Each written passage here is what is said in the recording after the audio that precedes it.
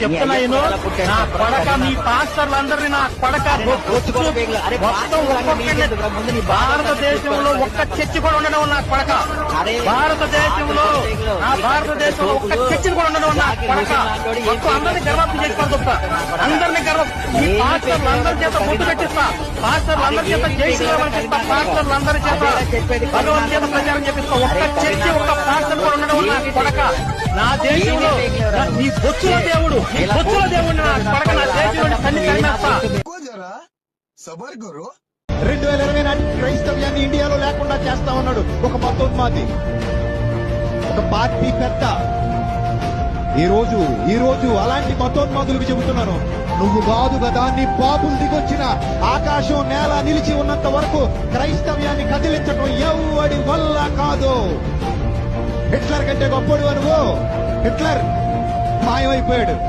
Nero చక్రవర్తి కంటే గొప్పడు అనువు, పీడేలో వాయించుకున్నాడు, రోమానగరం కాలిపోతుంటే. ఇప్పుడు వాడు కూడా మా కాలగర్భంలో కలిసిపోయాడు. మహామహులు చరిత్రలో ఎంతో మంది పుట్టారు, క్రైస్తవ్యాన్ని అనగదొక్కేద్దాం అనుకున్న వాళ్ళు.